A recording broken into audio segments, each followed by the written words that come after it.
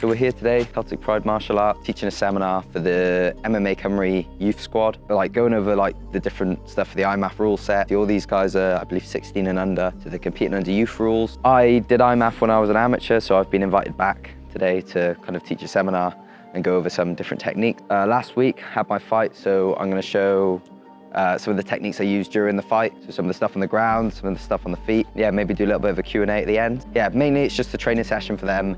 Less about me, more about them, but yeah, we're going to bring you guys along for the ride.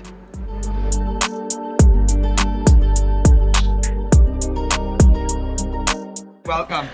Thank you. Yes, thank you. Do I need to sign a waiver?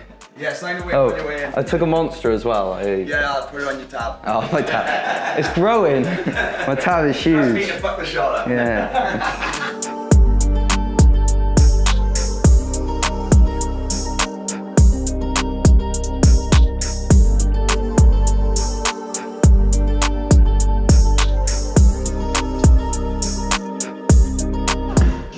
That guy in the corner does not look like a child. He's huge.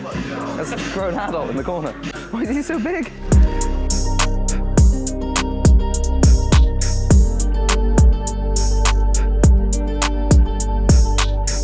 A lot of you already know who I am. My name's Ian. I'm a professional MMA fighter. My last fight was last weekend on a Cage Warriors. Got first round submission win. I started when I just turned 15. When I started MMA, there was no youth MMA. This was 9 years ago now. There was no youth MMA.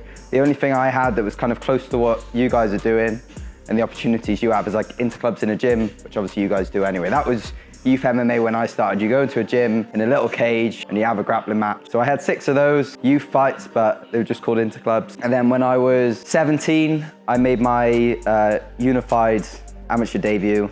So that's like full rules headshots, the stuff that's recorded online. I'd had 2 fights, 2 amateur fights, and then I went to the IMMAFs in 2019 in Rome.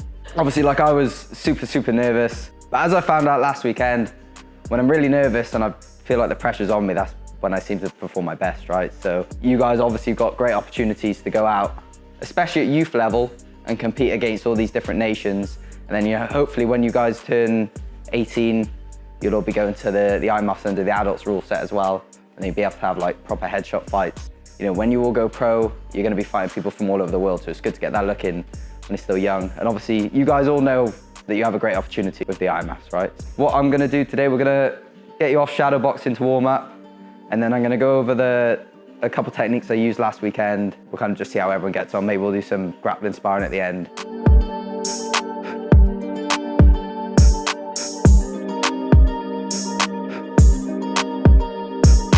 Good sprawl. Hey, nice. Yeah. Shoot. Right, nice. Same with that shot as well. Come up striking afterwards. Shoot. We're just gonna do 1-for-1 drills. This is one Mason likes to use loads. We're gonna move around with a partner. You're gonna throw any combo you want. Yeah, kick, punches, whatever. And then you're gonna enter for a takedown. You're gonna take your partner down. And then once I've controlled Jonah, he's gonna tap me. And I'm gonna give him about 50% resistance and he's gonna work up, right? So I'm moving around, throwing my feints, boom. I'm gonna throw my combo, I'm gonna shoot, I'm gonna take him down. I'm gonna get to a controlling position. When Jonah feels like he can't move, he's gonna tap me, and then I'm gonna let him work. Make sure he does the right things. Back up to the feet, and then Jonah goes. So it's continuous, right? And then Jonah's gonna go on me. He's gonna throw his combo, whatever he wants to do. Enter, take down. I give him a little bit of resistance, he controls me. I'm stuck here, I tap. And then I'm gonna work up from this position. Just stay switched on, just continuous for the 3-minute round, okay?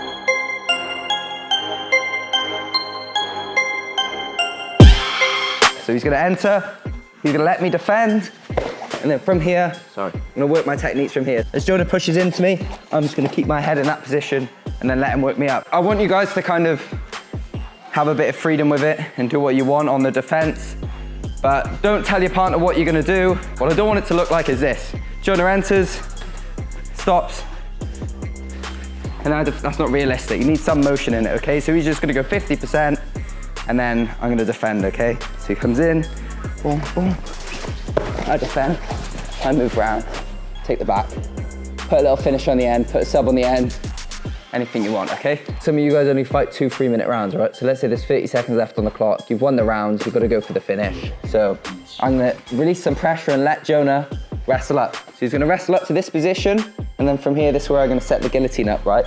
And it's super easy, just come up onto your feet, and then from here, drop back. Right, with your partners then.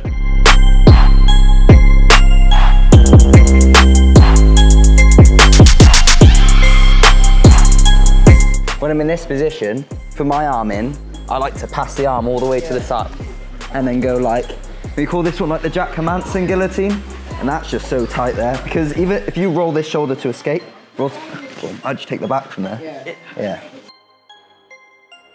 Ev, I know you had one question, so we'll stop with you. How do you feel like winning on such a big stage? I mean, I guess like in a way I've kind of been looking for that big win. Obviously I had the loss on Cage Warriors last year, and then I had the dodgy decision in Spain. So I was kind of like still looking for the big win on one of the big European stages. So yeah, I was in like a bit of disbelief afterwards. I think I was, like I was saying before, I was super nervous for that fight. Partly because I was still looking for that big win, and also because of how experienced the guy was. So relieved in a way, but also like, yeah, I don't know. It's hard to put into words how I felt after that and how I feel now, but still doesn't feel real, but I guess it never does, right? But How much you cut per fight? how much weight do I cut? I think there's a misconception between cutting and dieting. If we're talking about how much water I sweat out for this fight, 4 kilos, I think. So I went from, ended up doing a catch weight. So I went from, well, 60, 67 to 63, or 63 and a half. It was like 3.5 kilos, 4 kilos, something like that. But obviously I dieted for like 2 months before that to get my weight down. Weight cutting is bad, don't do it, ever. What motivates you as a fighter? What gets you up in the morning? The fear that if I don't train hard enough, I'm gonna get my butt whooped in front of everyone I know. When you're fighting, you kind of want a bit of fear because it's good, right? You want something that's gonna motivate you in the morning. If you've got an opponent who you think you're just gonna walk through, you are naturally, when you're in sessions, not gonna train as hard, right? So again, last week, give good sense at how nervous I was for the fight.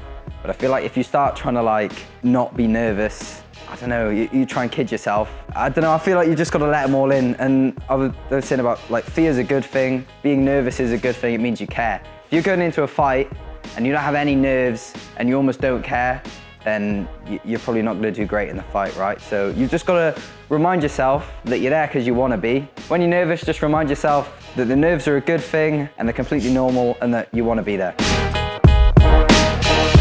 Yeah, it's all right, wasn't it? No, yeah, I've done it all before. Obviously a little bit nervous, never done a seminar, have I? So, nice one, mate. Cheers. Nice one, man. Thank you. To be honest, like it's refreshing doing that compared to one-to-ones. One-to-ones are a lot of like more mental effort, whereas you kind of teach them and just let them go with it. And it helps that all these guys have fought or are close to competing and they're all experienced. So it's not like I'm teaching complete beginners. A lot of them have had international fights, local fights. Yeah, like they've all got experience in MMA. Nice one, mate. Yeah. So it's kind of, that's why like a lot of time I feel like, okay, we're gonna do this and transition to this. Nice one, mate, thank you. And then I don't have to go, oh right, this is how we get up in MMA. They kind of already know how to get up, so I just give them the options, basically. So. Right, so we just wrapped up MMA Cymru squad training session. Yeah, it was a smaller turnout than expecting, but sometimes it's quality over quantity, right? There's a good group of lads that, again, the level of the youth nowadays is just mental compared to when I fought. They would absolutely batter me if I was back, you know, if I was their age and size, they'd destroy me. Yeah, super excited for the future. Obviously, it was a great opportunity. Never done a seminar before, so it was awesome to kind of give back to the MMA Cymru training session. That gave me so much when I was their age. See you in the next one.